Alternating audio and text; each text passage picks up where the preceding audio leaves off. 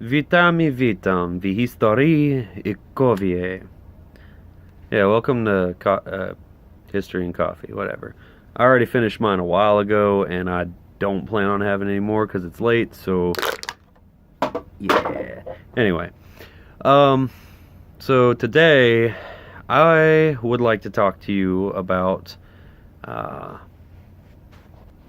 the Polish Air Force and their activities in World War II. I was going to cover their entirety of their time in the RAF, the Royal Air Force, but I can't do a video, short enough to be able to cover the entire war. So I decided I would like to focus today on the 303 Dywizjon Myśliwski, Warszawski, Tadeusz, Kościuszka, Kościuszki. Pardon me. That's kind of hard to say. But anyway, it's the 303 Kościuszko Fighter Squadron.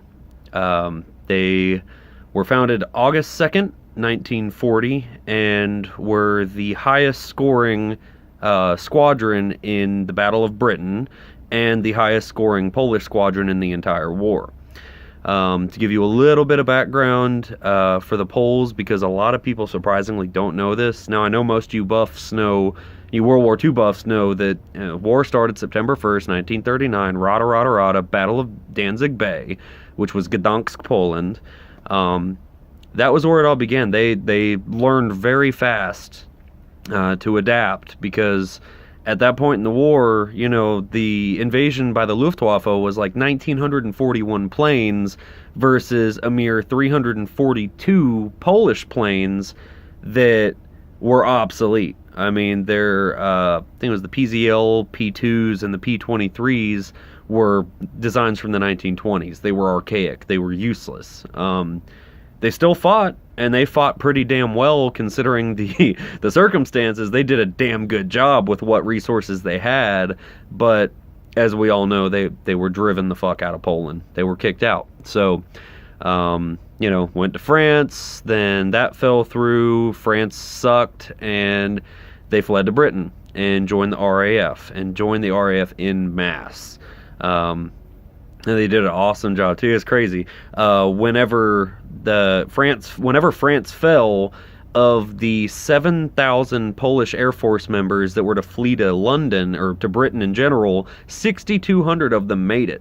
And they were determined. I mean, some, made it through France against the Germans and the French. Some of them stole Polish cargo ships. Some of them stole passenger planes. Some stowed away on, British transport, so on and so forth.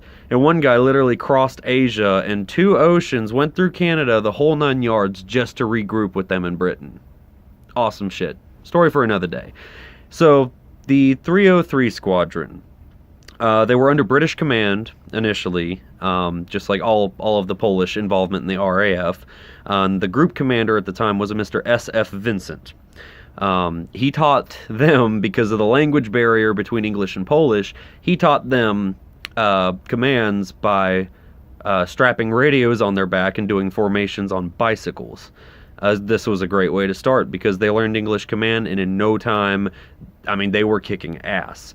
So the Poles, though, they had a little bit of benefit there, because they, on average, had about like 500 hours of airtime before even joining into the 303 or really any squadron, versus the Brits, the Canadians, the Australians, and all them, the other allies, which would only have on average about 10 hours of airtime before joining in. On their final day of training, the 303 Squadron had a little incident where they were doing like a faux bomber mission going against a British bomber, and some of the Poles had spotted German aircraft, and the reason they were able to do this before the Brits did was because they rubbernecked. Because of their rudimentary planes that they had in Poland, with no radar or anything, they learned to look around for planes and could spot them way before any equipment could back then. So, needless to say, one of them broke off. That was a Mr. Ludwik Paszkiewicz, and he broke off, and he managed to take down a Dornier bomber and turn them away. Meanwhile, the British squad leader ended up taking all the rest of the people in the training mission, and it turned into a escort mission where they had to escort the bomber away, and they did a damn good job. They succeeded with no losses, and after that they were given their wings. August 31st, 1940, they were given operational clearance. And on August 31st, too, was their first operation where they were to intercept 60 enemy aircraft, and they managed to down 4 Messerschmitt 109s, as well as 2 unconfirmed planes. They were given the next day off, which pissed them off because, shit, they wanted German blood, but the Brits were tired and totally wanted to have time off, where the Poles just, that wasn't for them. They were out for revenge. But I digress. So September 2nd, they downed 4 more planes. And several pilots were reprimanded that day for actually going over the English Channel into France, chasing the Germans over enemy lines. So, like I said, they were bloodthirsty. On September 5th and 6th, there was another 7 confirmed kills. 6 of the 303 squadron did get shot down, but the only person that got injured was the British commander. None of the Poles were hurt. September 7th, there was a new commander that came in, but his plane was damaged, so he turned away, and they were intercepting 40 Dorniers. It was their operation, and the Poles didn't wait for orders. They just went ahead and attacked. So by the time he even noticed that, hey, shit, my Poles aren't following me, they had already turned away the bombers, and they were tangling with the fighters at that point. So that day there was 14 confirmed kills and 4 unconfirmed, and they only lost 2 planes. And yet again, the only person that was injured was a Brit. None of the Poles were hurt. 303, they kicked ass, man. Their scores were so high that the British thought they were faking their numbers. They thought they were lying. So they sent observers and other flight commanders up there with them on their operations, and came to find out that their numbers were in fact lower than they should have been. This is because the Poles, their method was, if they were to down a plane, it would only be confirmed if another pilot witnessed and confirmed the kill. So, and they were very competitive with one another, the Polish people. They were very competitive, and they realized they were under scrutiny. So, of course, they were going to document everything completely accordingly, because, nobody trusted them at that point. So, turns out post-war, the Allies and the Germans both, their numbers were completely off. They exaggerated almost everything with their kills, but the Poles' numbers actually remained consistent with the numbers during the war. So, hoorah, honest-based Poland. September 8th, that day, when they started having observers, there were 14 confirmed kills. And then on September 11th, 1940, they had their first fatalities. It was two Polish pilots, Flight Officer Sebrinski and Sergeant Wojtowicz. The Polish pilots at this point started gaining so much notoriety that high society was inviting them to parties. They were reaching celebrity status. Women loved them, and it wasn't uncommon to see English women marrying Polish pilots at this point. And unofficially reported, they say that British pilots would put on Polish patches when they would go out on leave. But anyway, well, who knows? We'll never know if that's true or not, but I think it's funny. So there were 1,736 confirmed German planes shot down in the war, in the Battle of Britain. 203 of them were by Polish pilots. And mind you, the Poles entered late, and yet they accounted for 12% of all downed planes. Now, the 303 squadron became the highest scoring in the Battle of Britain, with 3 times the kills of the Brits and only 1/3 of the losses. That being said, their final count for the Battle of Britain was 110 kills, 9 probable, 6 damaged. 303 entered the Battle of Britain halfway through the battle. So if that doesn't tell you what kind of what kind of skills these guys had, they were impressive.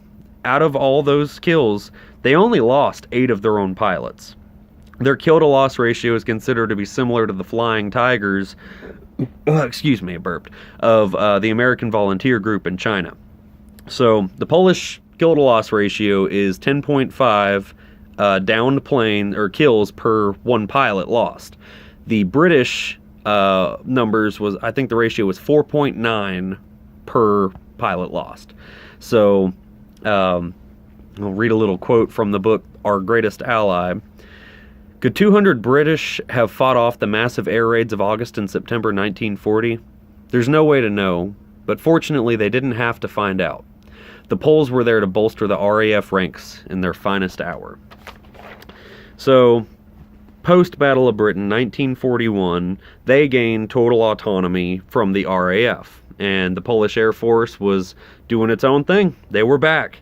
So 303 started flying bomber escorts, and in a 6-week period in 1941, they downed 46 enemy aircraft.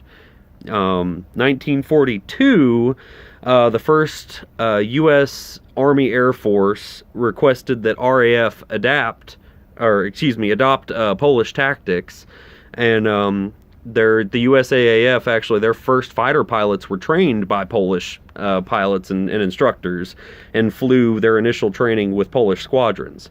Polish fighter pilots earned reputation as some of the best flyers in the air, pretty much in the world. So at the end of the war, 303 Squadron had 205 confirmed kills, 40 damaged, and 20 probable. They had, second to them was the 315 Squadron. They had 86 confirmed kills versus 205, and they downed 53 V-1 rockets. After the war, the Luftwaffe General Adolf Galland told reporters that the Luftwaffe actually recognized Polish, God damn it, having trouble speaking here. They recognized Polish formations and instructed his young pilots to take note and pay close attention to and learn to fly like the Poles.